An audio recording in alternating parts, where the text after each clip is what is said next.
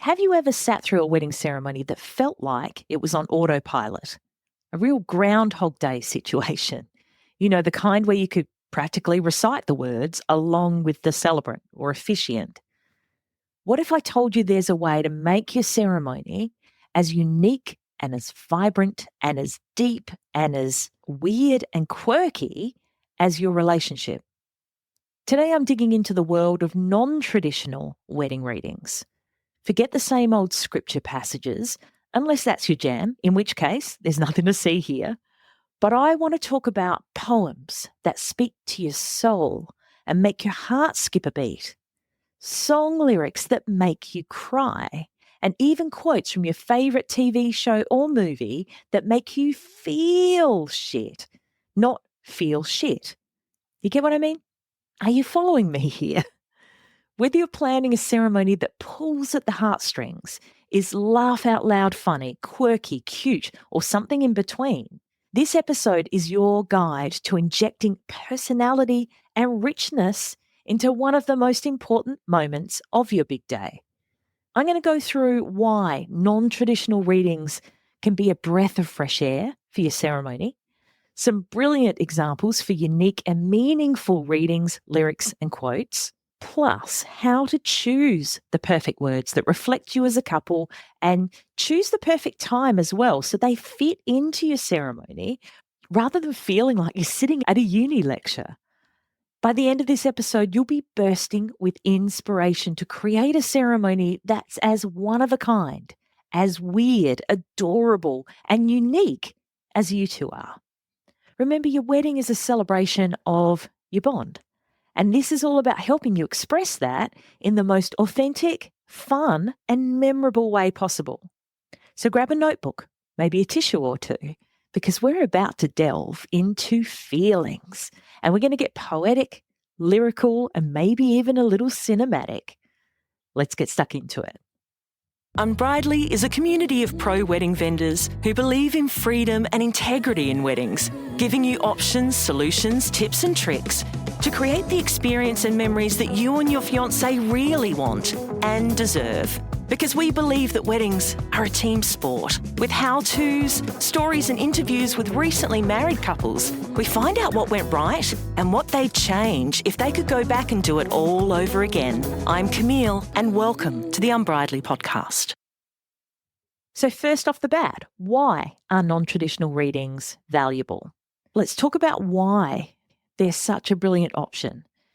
Your wedding ceremony, if you think about it as the heart of your wedding day, it's where you declare your love and your commitment and you're in front of the people who matter most. But here's the thing. It doesn't have to follow the paint by numbers kind of script that you might have heard a dozen times already. And by choosing readings that reflect you as a couple, your journey, your relationship, you're telling your story in a way that feels good, natural, real, authentic, and personal. Non-religious readings give you room to be creative and show off your personalities because they can be funny or they could be touching, even a little unexpected, whatever feels right for you. And trust me, when your guests hear something that resonates with who you are as a couple, it creates a moment they'll remember forever. But there's something even deeper at play here, because when you select a poem, a piece of prose, a quote, or even a song lyric that reflects you and your relationship, you're adding an extra layer of meaning that simply can't be replicated with generic stuff. As beautiful as Corinthians is, it doesn't carry that connection to you unless you are particularly religious, in which case that's why you put it in there. So it's about ownership. These are your words, your feelings, your story being told. There's a powerful emotional connection that comes from sharing something that holds significance specifically for you two. It's a way of saying, this is who we are, this is what we value, and this is what we're bringing into our marriage. It's about individuality because it allows you to express your unique bond in a way that feels genuine and heartfelt. And it also sets the tone for a ceremony that is truly unforgettable, filled with meaning, not just for you, but for your friends and family as well. And while I love it when my couples are thrilled after their wedding ceremony, it adds to my sense of a job well done when I hear that their guests really loved it and enjoy it too. When I hear comments like, that was so them, or you nailed what they're all about, or I never knew that about them. It's not just about what I do, it's about how we told their story and the value of those incredible moments for everyone involved.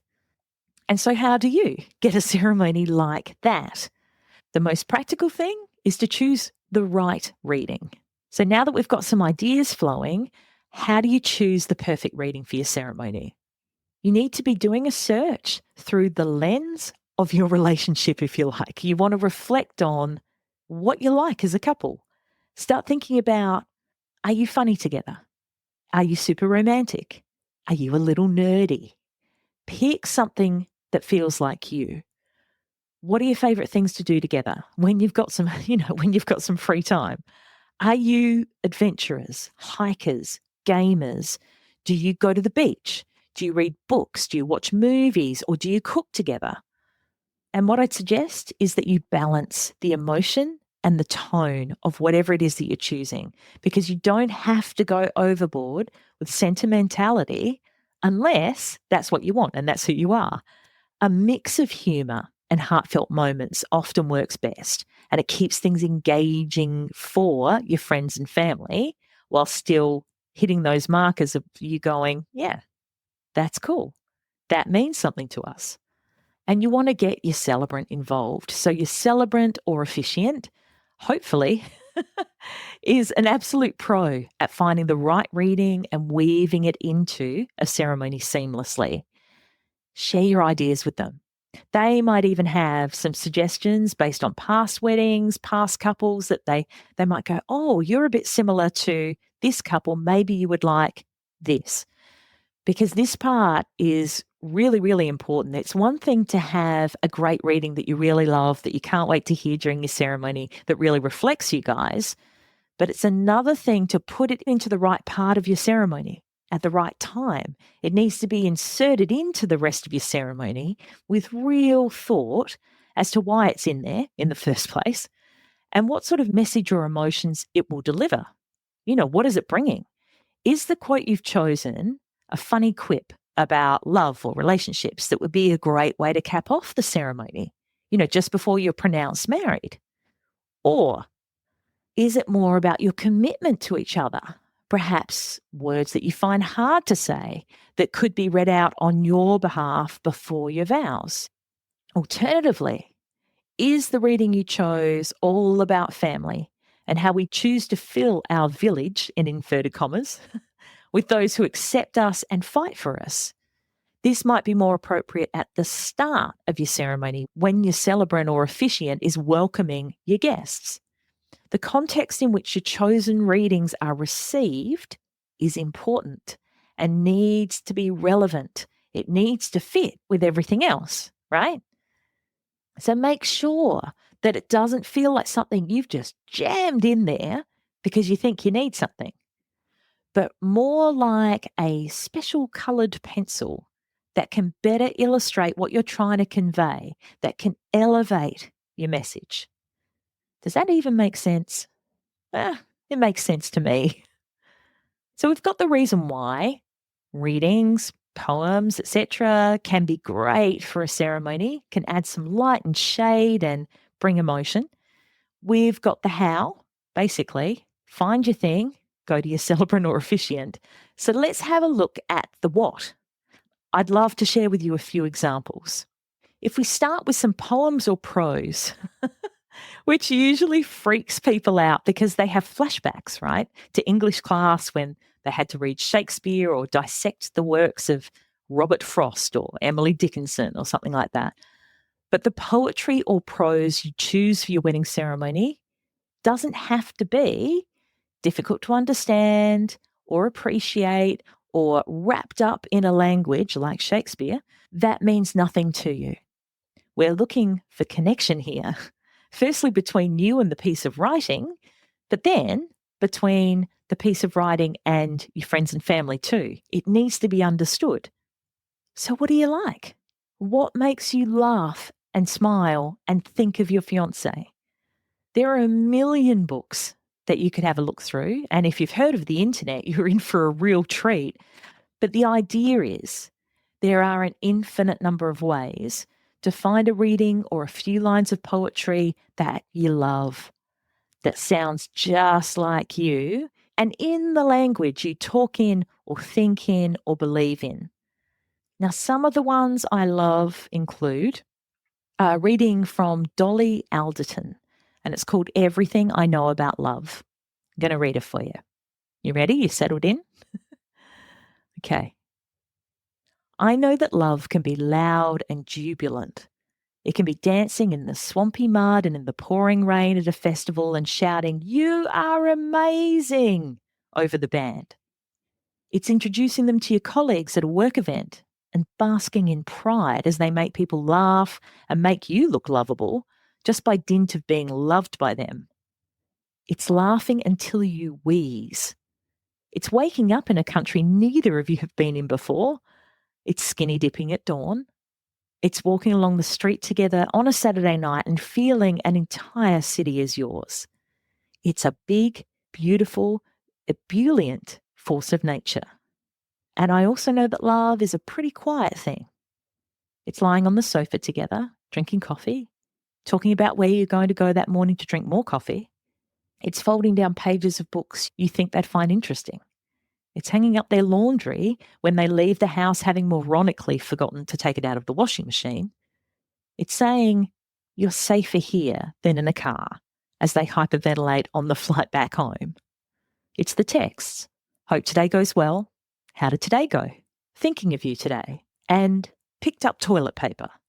I know that love happens under the splendour of moon and stars and fireworks and sunsets, but it also happens, blow-up air mattress, in a childhood bedroom, when you're sitting in the emergency room, in the queue for a passport, or stuck in traffic.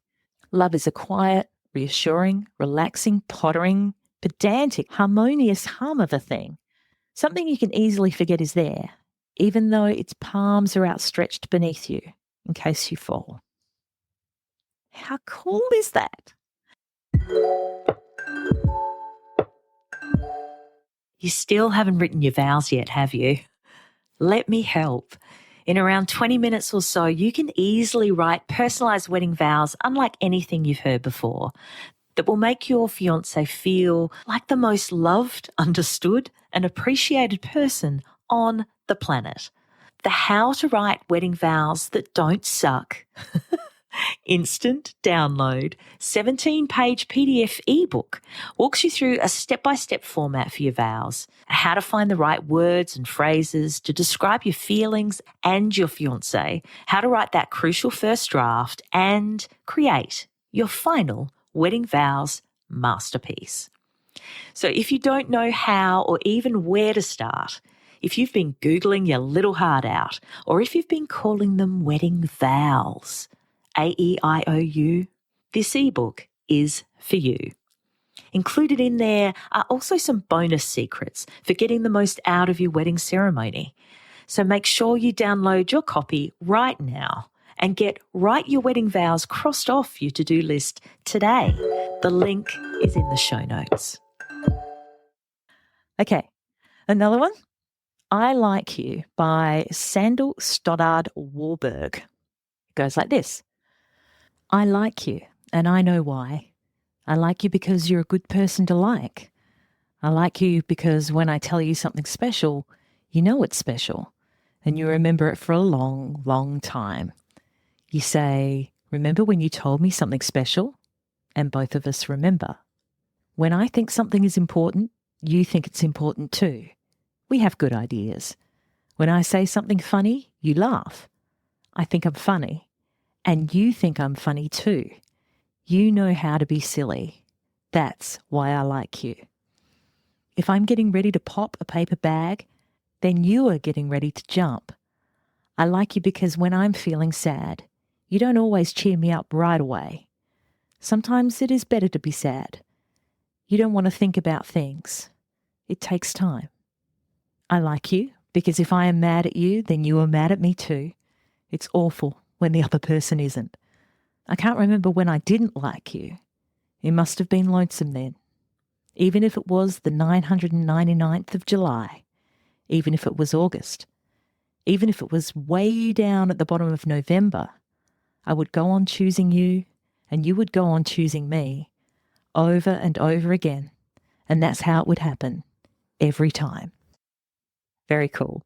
And this one, which is called Bubbles by Rachel Bright.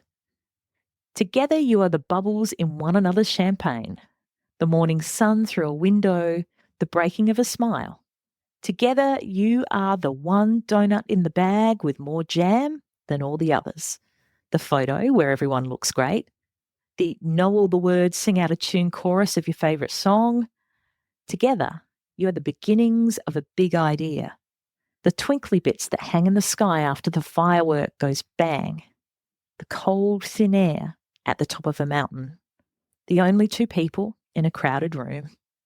Together you are that unforgettable day of the holiday, an accidental adventure, chocolate chip, the last 2 pages of your favourite book, a barbecue with friends, the spray of the sea, the nose of the cheese, a kiss, a hug, a hold my hand, a decision which, looking back, will seem to be the most excellent one you've ever made.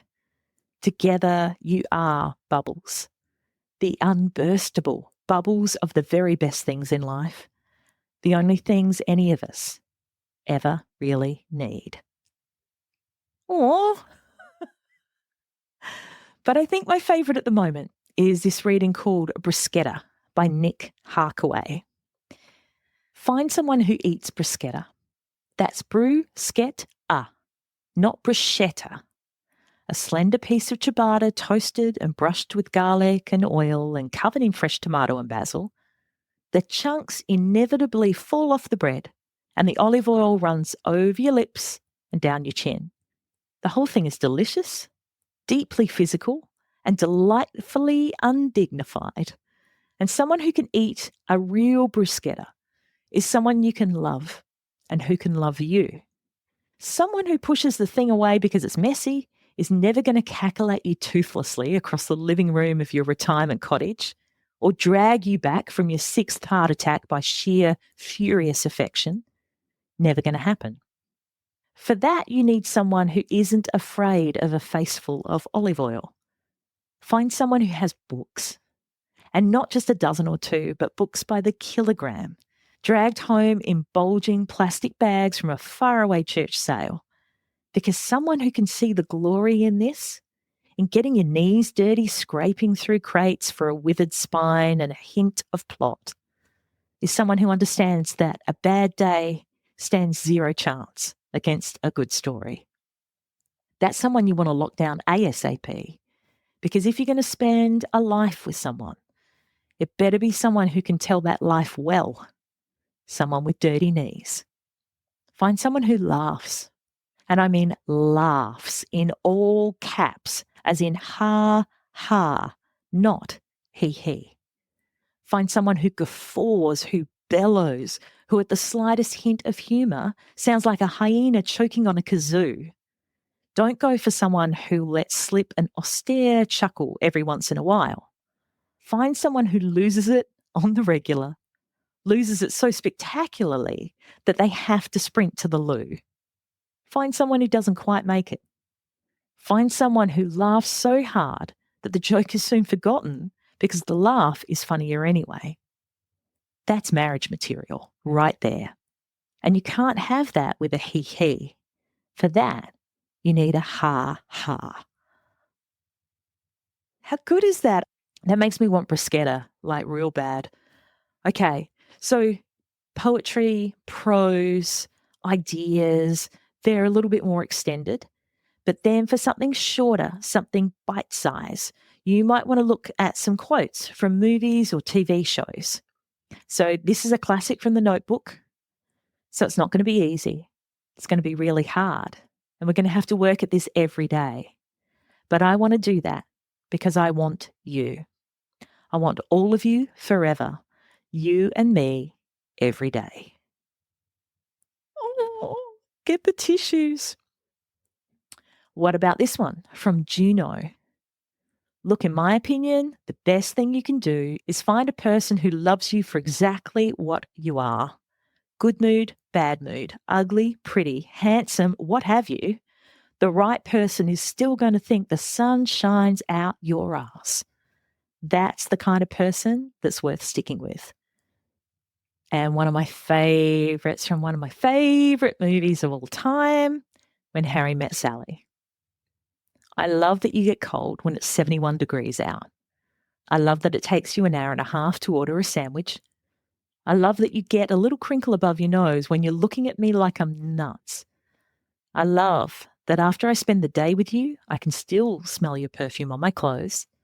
And I love that you're the last person I want to talk to before I go to sleep at night. And it's not because I'm lonely. And it's not because it's New Year's Eve. I came here tonight because when you realize you want to spend the rest of your life with somebody, you want the rest of your life to start as soon as possible. Or you can have a look at TV shows. I really, enjoy sitcoms, something like Parks and Recreation. This one stands out for me. The things that you have done for me to help me, support me, surprise me, to make me happy, go above and beyond what any person deserves. You're all I need. I love you and I like you. Oh, it's getting me all soppy. Okay, what about from Brooklyn Nine-Nine? Marriage is a contract, but it's so much more than that. Marriage is love, it's commitment, it's joy, it's understanding, it's patience, it's anger, it's reconciliation, it's everything. It's like oatmeal. It sustains you. And this one from Friends, you make me happier than I ever thought I could be. And if you let me, I will spend the rest of my life trying to make you feel the same way. From our friends at South Park, love isn't a decision, it's a feeling. If we could decide who we loved, it would be much simpler, but much less magical. And from the incomparable Ted Lasso, if you care about someone and you've got a little love in your heart, there ain't nothing you can't do together. And so then looking at lyrics of songs, it can be a bit tricky because sometimes when we listen to a song, we listen to the melody or we really like the artist or something like that. And when you go and have a look at the lyrics, it's like, oh my God, they say the same line 3 times in a row. This is, don't know if this is going to work. And that's something that you have to suss out if you want to use lyrics. But I really find these ones, and, hopefully this will inspire you a little bit as well, to be, short, poetic, and thoughtful. So the first is from the Beatles, and the song is called Because. Love is old, love is new, love is all, love is you. So simple. I think that's brilliant to use in all sorts of different places. But then maybe something like Feels Like Home by Chantal Kreviazuk. If you knew how much this moment means to me and how long I've waited for your touch, if you knew how happy you are making me, I've never thought that I'd love anyone so much. Feels like home to me. Feels like home to me. Feels like I'm all the way back where I come from. What about Mr. Bob Dylan from Make You Feel My Love? I could make you happy, make your dreams come true. Nothing that I wouldn't do. Go to the ends of the earth for you to make you feel my love. So good. Or Latch by Sam Smith. You lift my heart up when the rest of me is down. You enchant me, even when you're not around. If there are boundaries, I will try to knock them down. I'm latching on, babe. Now I know what I have found. And the last one, because honestly, I could sit here all day and read these out to you, is from Ben Folds, and it's called The Luckiest. Now I know all the wrong turns, the stumbles and falls brought me here. And where was I before the day that I first saw your lovely face? Now I see it every day, and I know that I am the luckiest. Yay! So good. So are you inspired or bored by the use of readings, poetry, prose, quotes, or lyrics? And what classics did I miss? Tell me what you're going to use for your wedding ceremony, and you'll find me on Instagram. You know where I am, @unbridely, and I'll chat with you next week, gorgeous. Bye. That about wraps it up for this episode of the Unbridely podcast. For the links and resources we mentioned, please head to the show notes. And if you love the show, please review and subscribe on the podcast platform you're on now so you don't miss out on a single episode. Thanks so much for listening. And remember, weddings are a team sport. Catch you soon.